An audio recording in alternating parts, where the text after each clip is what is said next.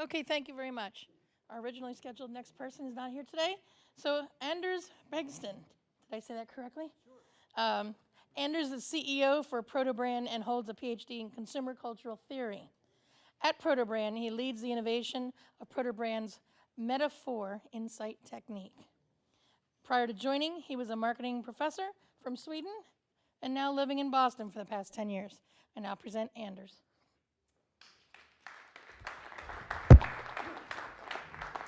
Thank you so much. It's nice to see all of you here. It's been a fantastic day. I wanted to start going back to the first things we heard this morning when Lisa presented from Merck. I think there were a lot of interesting things that she mentioned, the need to put innovation first and not delay it and start innovating now using new methods and techniques. And it's really in that context that I like to present Protobrand's contribution to this conference here about using visual metaphors to describe patient journeys. As Lisa put it, it's really need to put the context of patients out there, not just looking at physicians, understanding their life world, understanding their emotions and lived experiences. And so looking at market research today, I think there's a general consensus among a lot of us to move beyond just conventional research methods. I heard numerous speakers talking about we need to move it beyond just the conventional focus group, the conventional in-depth interview, the ethnography, etc. Because just relying on people's self-reporting, there are limitations to that. And the reason for that is that that's all what is part of our conscious. And we need to move beyond just looking at people's conscious thoughts and feelings, because a lot of it is part of our subconscious. The emotional side of the equation, the right-hand side of the brain that goes to the meaning, the experiences, the emotions. Those are the things that are really hard to get to through conventional research methods. So looking at the left-hand side of the brain, when it comes to more of the cognitive rational side, that's where people have a real easy time to express themselves readily without any fancy research techniques. So how do we do that? Well, getting to the subconscious, there are lots of movements and innovations in the non-conscious domain. We talk about neuroscience, non-conscious measurements, etc. And that's really what we're going to focus on this presentation today, and looking specifically about metaphor elicitation. This is a technique that uses visual metaphors to help people access their subconscious so that they can express, and we enable people to express their deeper thoughts and feelings. Some of you may be familiar with this technique. Jerry Zaltman, Harvard professor, pioneered this technique more than 25 years ago. There are some new developments that I will share with you that makes this technique now really attractive in the 21st century in terms of how we use market research and addressing the demand for faster turnaround times with ever decreasing marketing research budgets. So how does this technique work for those of you who have not used metaphor elicitation? Well, we tend to think of human communication as the oral and written words. So we ask people questions, and we typically limit their ways of expressing themselves to either speaking or writing. But in fact, language is actually a barrier to our expression. Not just for me, because I'm Swedish, so this is not my first language, but to all of you, language is actually a barrier. Because in fact, most of human communication is nonverbal. And as much as 80% of our communication is visual. And so it's in a way remarkable that so little of market research takes a visual approach, given the fact that 80% of our communication is visual.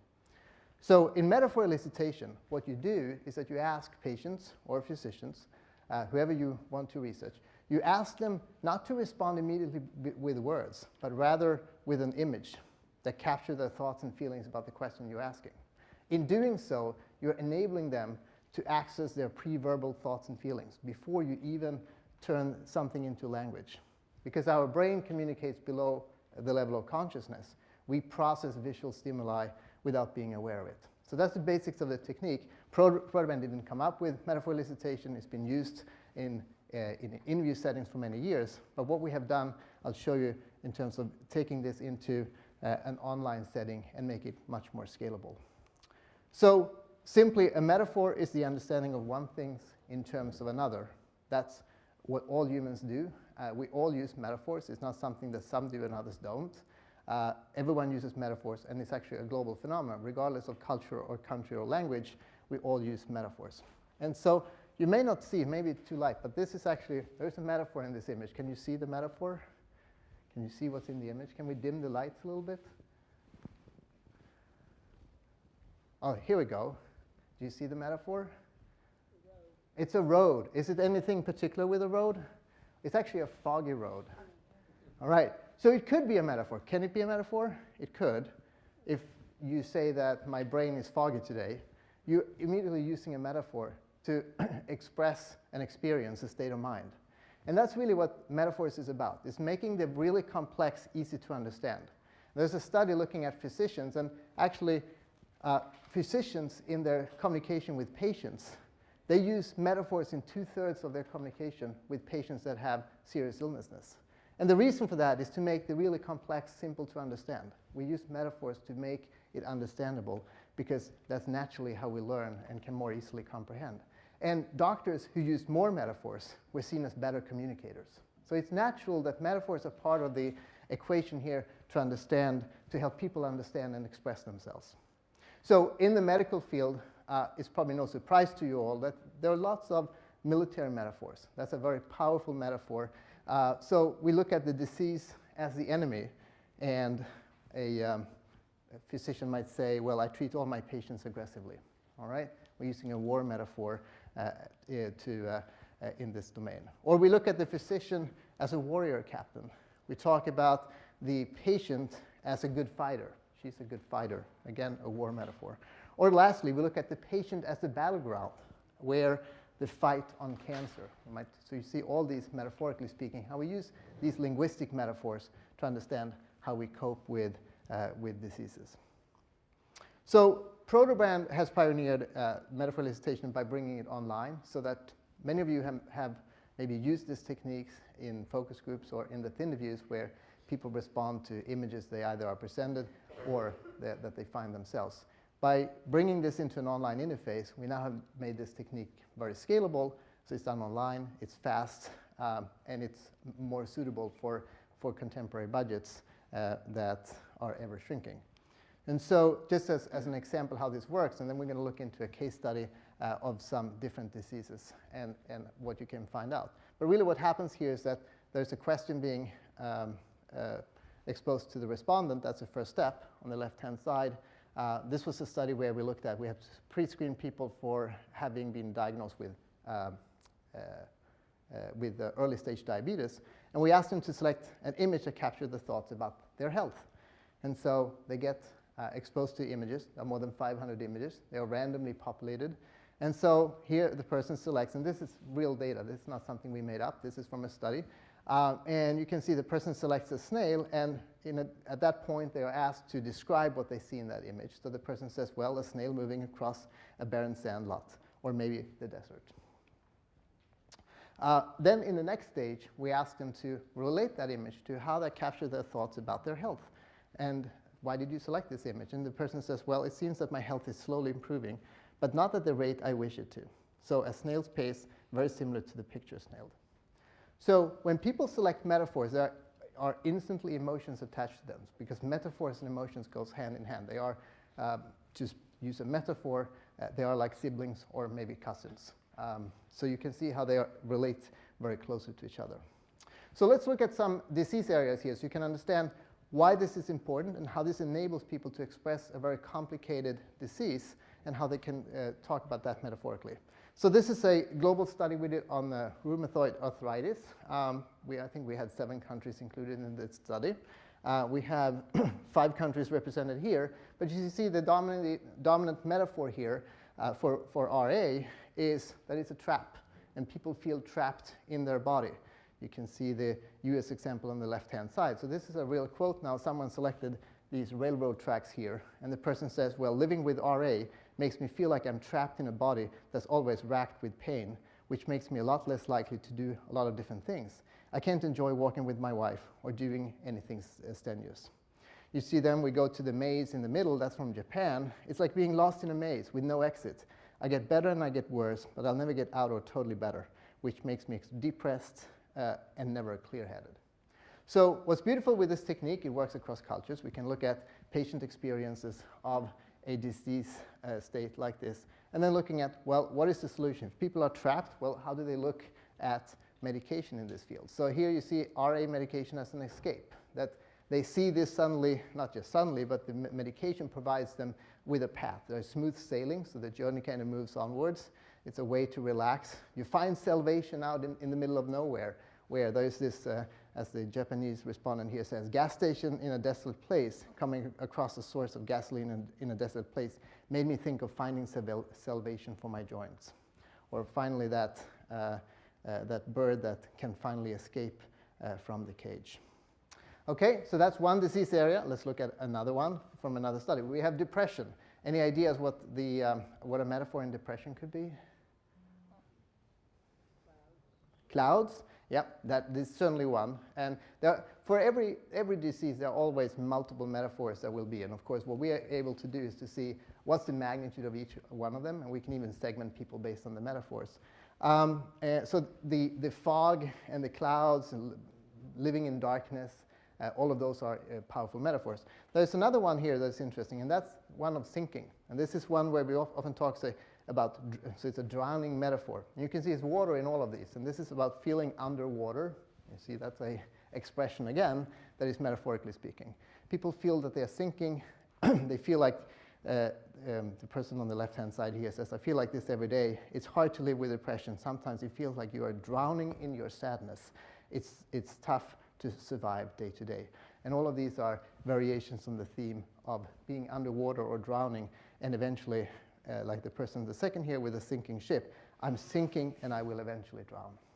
So very powerful stuff in terms of having people to express this in a totally unprobed way, because we haven't asked them one way or the other how they feel. This is from a library with 500 images where they just select.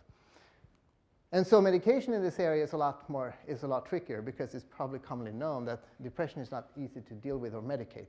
So no surprise to see that here people are kind of stuck in a maze here, or they're in this hamster wheel where they just keep going and going and going, and they're not going anywhere. Interesting metaphor to express. Or like that chameleon, that you have to be a chameleon in that you have to become to deal with each day's problems, trying yet another medication that may or may not work.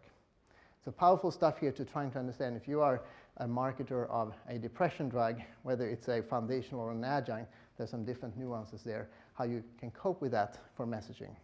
Or even for that matter of compliance. How do you get people to comply with medication in this field to make sure that they feel that there's an improvement, there's a betterment here.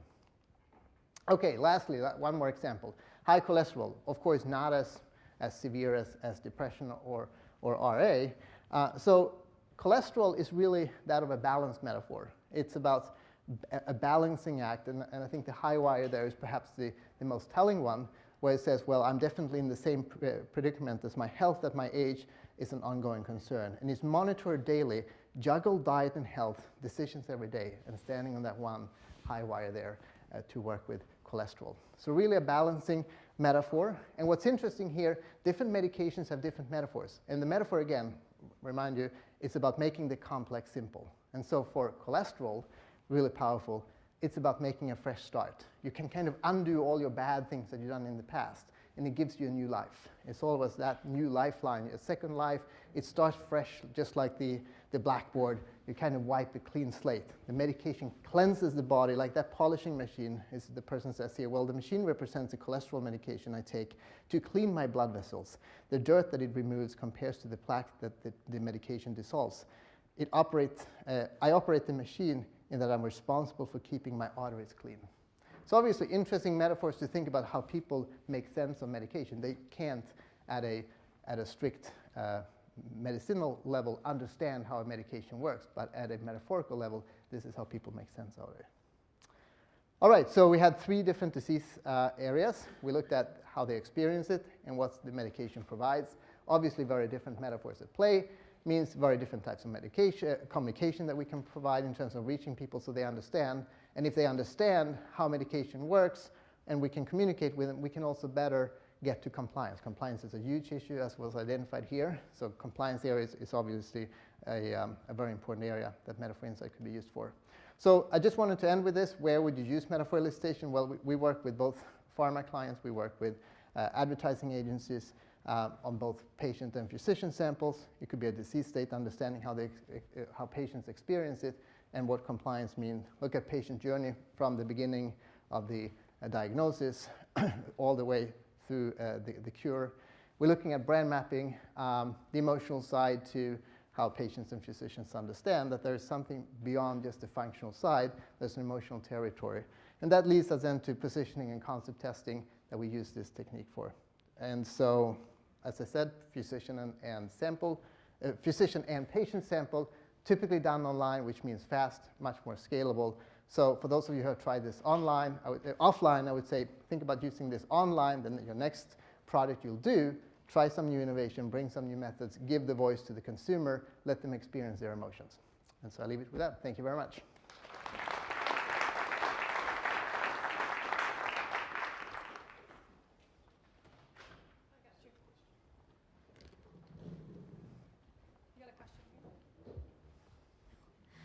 I was wondering how you selected those 500 images. And the reason I ask is because I've heard different opinions about showing things that people could recognize as very specific, bird in a cage, versus using something that is completely unrecognizable, abstract. Some people even bring stones to an interview and let people pick out a stone or whatever it is. So how did you decide what you're going to include versus exclude? Yeah, that's a great question. So initially, when we developed the library, it was we wanted a library that could capture the range of emotions and metaphors that people experience. And so we were looking at from metaphor theory to see what to find images that could express or communicate those different metaphors. And there was obviously we want people to do that from multiple perspectives. So you need a range of images. So the question is, how many images? And so we started out first with a very broad library of thousands of images. It's less workable to have too many images, because one thing what we always do for a product is to scrub the library so that you remove any literal references. So in the case on a healthcare study, we remove anything that is directly related, like pills or lab coats or a syringe or anything like that. And so the library is small enough so that we can easily clean the library. At the same time, it's large enough so that it's small and large enough so that we see recurring themes. Because we could have had 10,000 images in the library. It's just that when you do a study of, let's say, 100 patients, then you wouldn't see some common images that get selected more often than others. So that's the benefit of having a reasonable sized library. And we have been kind of experimenting with that. But at this point, we have a curated, validated library that we know is capturing the range of emotions and metaphors.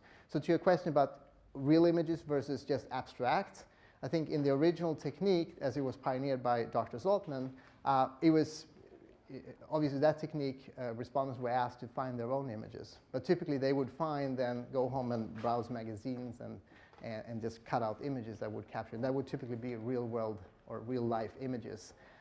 The beauty with this technique here is when you control the library is that you force people to use the metaphor rather than just coming back with an image of of a pill, for example, and say, this reminds me of taking medication, which is not helpful.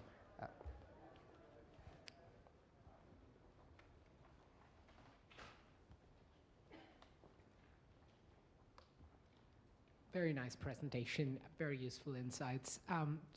One question that I have is about differentiating your products and how to best differentiate medication, because you very nicely laid out some of the emotions that they associate with certain disease states and what medications could provide. There could be other medications that might provide those same benefits, even if it's emotional.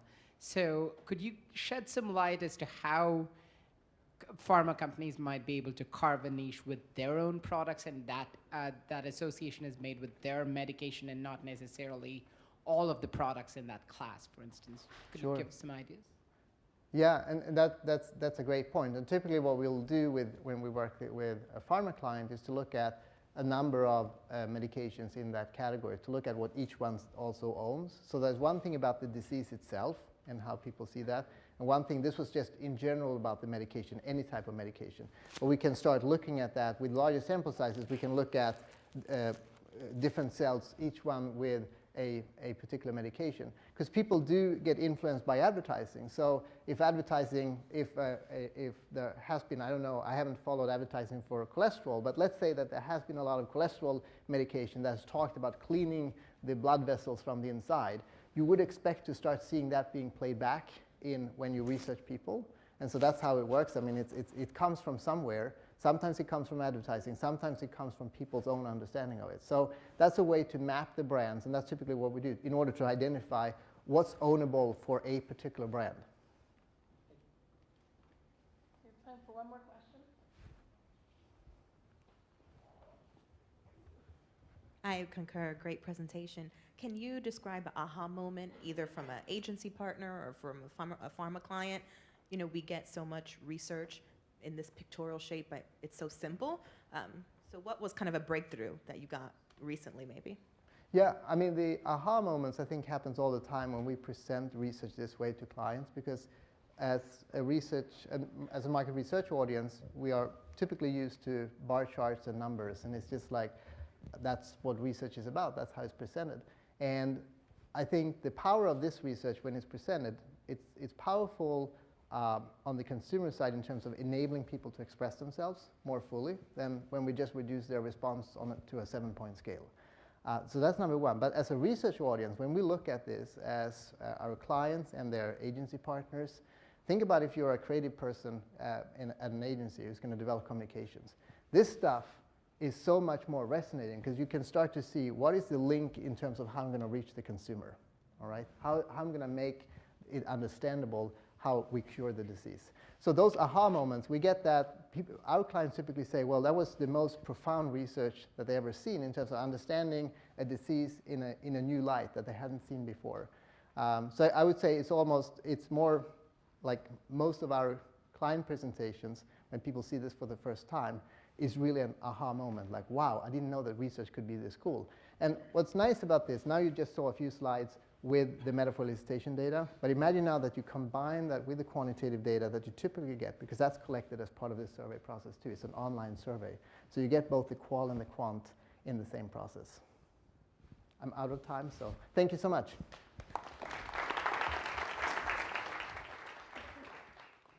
Okay, we're on break until 4 o'clock. So go party.